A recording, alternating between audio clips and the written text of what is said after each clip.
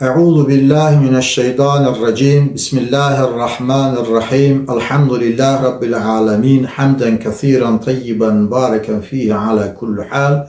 Hamden yuvafi ni'amahu ve yukafi mezidahu. Sallallahu ala seyyidina Muhammedin ve ala alihi ve ashabihi ve sellem. Esselamu aleyküm ve rahmetullah. Muhterem izleyiciler, Peygamberimiz sallallahu aleyhi ve sellem hadis-i şerifinde buyurur ki, oruclu insan iki defa sevinir. Bir defa iftar ettikdə, diğer ise kıyamet günde onun savabını gördükdə. Həqiqətən də gün boyu qidalanan insan növbəti dəfə yemiş olduğu qidanı tam mənada hiss edə bilməz. Nə qədər növbəti yemək dadlı olsa da, amma tam mənada onu bütün vücudu ilə hiss edə bilməz. Onun üçün də insanlar mütəmadi olaraq qidalanan şəxslər yeməyin, qidanın dadını hiss etmək üçün müxtəlif yollara müraciət edirlər. Məsəl üçün, delikates yeməklər yeməklə. Meymunun beyni, akullanın üzgeci, hansısa heyvanın ürəyi və s. Və yaxud da ki, bir fincan kofe içmək üçün çox məbləğdə pul xərcləyərək hansısa dövlətin kənar təyyarə ilə gedib, onun aeroportunda bir fincan kofe içib gəlirlər və bunu ilə həzz alırlar. Soruşanda ki, niyə edirsən? Belə şəxslər mən rastlaşmışam. Deyirlər ki, prosesin özündəndir, xoşumuz gəlir. Hər hal ki, ac adam kofe içmək üçün oraya getməz. O toxdur və harınlıqdan eləyir onu. Elin arasında belə bir söhbət var. Kimsə kiməsə su təklif eləyəndə ərkli adamlar, biri ona digərinə deyir ki, təklif eləyənə deyir ki, yiyən içər.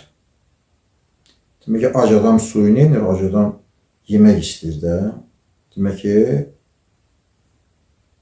yiyən adam, tox adam su içmək istəyər, amma ac adam yeməyin, sadə bir yemək belə olsa, onu özündə dadıb, hiss etmək istəyir.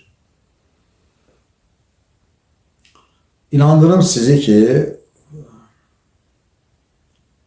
bir oruclu şəxsin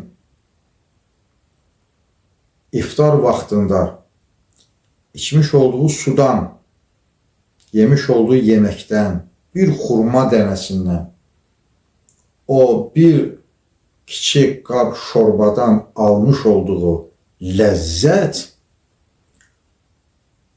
oruç tutmayan və mütəmadi qidalanan yeməklər yiyən bir insanın o yeməyin dadını hiss etmək üçün böyük xərclər çəkib, hansısa bahalı bir quşu, hansısa bir bahalı bir heyvanı yeməklə alacağı ləzzətdən daha çox ləzzət alır. Bunun həm maddi səbəbləri var, həm mənəvi səbəbləri var. Maddi səbəb budur ki, bəli, insanın bədəni gün boyu ac qaldığı üçün orqanizm yemək tələb edir və o yeməyi ona verəndə bədəndə bir rahatlıq olur. O yeməyi tam dadır.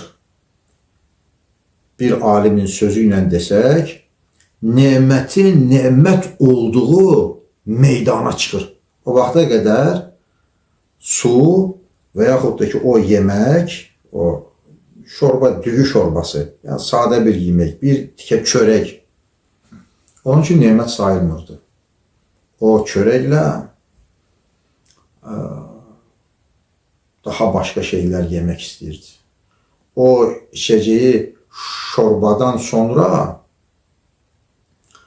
daha başka yemekler arzu edirdi. Amma oruç tutan adam oruc vaxtında orucunu açdıqca onun saadətini yaşayır. İkinci tərəfdən də mömin, keçən söhbətlərimizdə dediyimiz kimi, ibadət etdikcə, oruç tutduqca, təqva sahibi olduqca, ətrafda olan hadisələri oxumağa başladıqca, Allahın qoymuş olduğu sirlər ona aşkar olduqca, mərifət, ariflik məqamı onun bəsirətini, düşüncələrini açdıqca, baxış bucağını, üfüqünü genişləndirdikcə, o sadəcə olaraq sahura günəşin çıxması, iftara da günəşin batması kimi bir astronomik hadisə olaraq baxmır. O, sanki günəşin çıxmasını, yəni sahur vaxtını, imsak vaxtını Allah-u Teala'nın bəndəsi ilə mənim bəndəm. Gecə boyu yemək mən sənə icazə vermişdim. İndi bu imsak vaxtından etibarən, azan vaxtından etibarən yeməkdən, içməkdən əl götür. O bəndə də həmin imsak vaxtından, azan vaxtından ta gəlib iftar vaxtına qədər yemək, içmək, əyləncə, şəhvani hisslər onun əlindəykən, qabağındaykən, gözün önündəykən, etmək onun ixtidarındaykən, onları etmək üçün bütün imkanlar əlində var ikən, cibində pulu, ətrafında bütün yeməkxanalar, evində, soyuducusunda, mətbəxində, dükan bazarda var ikən, o Allahın sözünü dinləyib və Allahı razı salmaq üçün özünün də Allahın razılığına, Allahı razı salmaq yolunda yürüdüyü üçün kamilləşəcəyinə inandığı üçün, ümid etdiyi üçün o şeylərdən imtina edir. Və Allah-u Teala'nın o məğrib vaxtında günəşi batırmasına, günəşin batması kimi bir astronomik hadisə olaraq yox, Allahın, mənim qulum, mənə görə ki, sən yeməkdən, içməkdən imtina etmişdin, indi mən sənə icazə verirəm ki, yiyə bilərsən, orucunu aça bilərsən. O adam birdən deyəcək, ya Rəbbi, mən səni o qədər sevirəm ki, mən bir 15-20 dəqiqə, 1 saat, 2 saatda mən oruc qalmaq istəyirəm. Yox, olmaz. Allah deyir ki, mən sənə səhər yemə dediyim kimi, indi axşam ye deyirəm.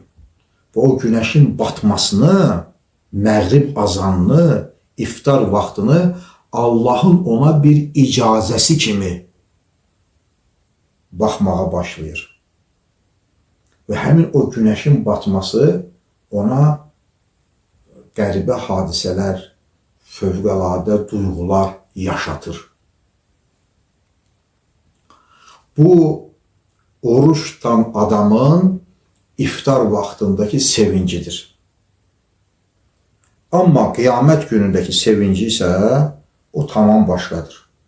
Ramazan xalqın, kütlənin, milyardlarla insanın arasından uçaraq, gələrək oruç tutanları bir-bir seçəcək, Ramazan ayını ehtiram edənləri bir-bir seçəcək, onlara şəfqət eləyəcək, şəfaət eləyəcək. Necə ki, keçən söhbətlərimizdə deyək, Qur'an və Ramazan iki şəfaətçidir. Onlar Allahdan təmənni eləyəcəklər ki, Ramazana ehtiram eləyənlərə, gecələrində ibadət edən, gündüzlərində oruç tutanlara şəfaət etməyə bizə icazə ver. Allah da icazə verəcək. Və o milyardların içərisindən o seçilib, bağışlanmaq üçün Allah-u Teala'nın huzuruna Ramazan kimi, Ramazan-ı Şərif kimi bir şərif bir məxluqla çıxacaq və onun şəfaəti ilə İnşallah ki, cənnətə gedəcək. Allah Teala bizdə o cənnətə girən qullardan qərar versin. və cənnətdə də Ramazanı ilə, namazı ilə, itaat ibadətləri ilə, zəkatları ilə, sədəqələri ilə, fitrələri ilə bir yerdə Həzrəti Peyğəmbərlərin meylisində həmsüfrə olacaq. İnşallah Rəbbimiz bu məqamı bizlərə nəsib və müyəssər etsin. Və o iftar vaxtında müminin keçirmiş olduğu hallardan birisi də onun günahlarını öz-özlüyündə etiraf etməsi, günahlarını onu Allahın, Peyğəmbərin, mələklərin yanında xəcalətli qoymasını anlaması və onları bağışlatmaq üçün əlində iftarın bir fürsət olmasını bilməsidir. Məsələn, Həzrəti Peyğəmbərimiz əleyhissalam bir zənci köləyə dəvət verir, o da İslamiyyəti qəbul edir. O İslamını qəbul etdikdən sonra Peyğəmbərimizdən soruşur, ya Rasulullah, o günahları ki mən etmişəm, mənim etmiş olduğum o günahları Allah görübmü? Peyğəmbər də deyir, bəli görüb. Və çəkərək o orada ürəyi partlayır, ölür. İman budur. Görülmüşcəsinə inanmaq budur. Və mümin də etmiş olduğu günahları görülmüşcəsinə və onlara görə xəcalət çəkəcəyini bütün varlığıyla anladığından, amma Allahın Ərhəmur-Rahimin, mərhəmətlərin ən mərhəmətli olduğuna ümid etdiyindən, iman etdiyindən iftar vaxtını özü üçün bir fürsət bilir. Və hədis şərifdə İbn Abbas Peyğəmbər sallallahu əleyhi və səlləmdən rəvayət edib buyurur ki, Ramazan ayının hər gecəsi iftar vaxtında düşünün, oruç tutmuşsunuz, diliniz, dodağınız su üçün yanır. Aclıq da sizi üzüb və iftar vaxtıdır. Əlinizdə xurma və Allah-u Teala günəşi batırmaqla sizə icazə verir ki, yeyib içə bilərdin, məni saymaya da bilərdin, belə bir cəsarət təşəbbüs eləyə bilərdin. Amma mənə görə oruç tutmuşsan, icazə verirəm, orucunu aça bilərsən. Və o, Allahümmə ləkə sumtu, ya Allah, mən sənin üçün oruç tutmuşam, orucumu sənə görə tutmuşam və bikə aməntu, sənə inanmışam, iman getirmişəm və bir rizqikə əftərtu və sənin vermiş olduğun ruzunla orucumu açıram. Ya azimu, ya azim, ey ulu, əzim, böyük olan Allah. Ya azimu, əntə ilahi, la ilahe illa ənt. Sən mənim ilahımsan, səndən başqa ibadətə layiq bir ilah yoxdur. İğfirli zünubəl əzim, fə innəkə la yəğfiri zünubə illa əntəl əzim. Bağışla mənim günahlarımı, böyük günahlarımı, ki cəsarət tapmışam, o günahları etmişəm. Amma sən də mənə fürsət vermişsən, cəsarət edib o günahlarımı sənə etiraf edirəm. Cəsarət edib onların bağışlanmağını səndən diləyirəm. O günahlarımı ki, onları səndən başqa bağışlaya biləcək heç kimsə yoxdur.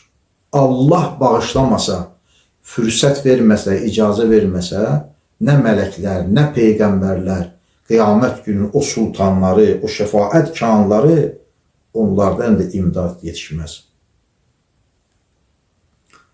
O səbəbdən mümin bu halları keçirdir və iftar vaxtında o suyu içəndə və yaxud da ki, o xurmanı ağzına qoyanda həyəcanlanır və sanki günahlarının töküldüyünü görür. Və Peyğəmbər əleyhissalam buyurur ki, Ramazan ayının hər gecəsi iftar anında Allah-u Teala'nın cəhənnəmdən azad edəcəyi milyon nəfər adam vardır. Hər iftarda milyon nəfər. Cümə gecəsi olduğunda isə hər saat başı, demək ki, cümə axşamından cümə günü ta cümə gününün məğrib azanına qədər hər saat başı hər saatdan bir cəhənnəmi haqq etmiş, cəhənnəmə layiq olmuş, cəhənnəmə girəcəklərin siyahısına adı yazılmış insanlardan hər saat başında milyon nəfər adam azad edilir. Və o iftarını edər adam bu hədisi də bildiyindən ümid edir ki, o milyonların içərisində o da vardır. O milyonların içərisində onun sevdiyi insanlar da vardır. Atası, anası, ailəsi, balaları, dostları, sevdikləri və o sevinclə, o şadlıqla orucunu açır. Və təmənni edirəm yerin göyün sahibi Allah Əzzə və Cəl Həzrətlərinə, Haqq Teala Həzrətləri bizim də günahlarımızı əfv etsin. Bundan sonraki ömrümüzü vaxta qədər olan ömrümüzdən daha bərəkətli etsin və onun rızasını qazandıracaq gözəl əməllər işləməyi bizə ilham etsin və imkan versin. Esselamu aleykum və rəhmətullah.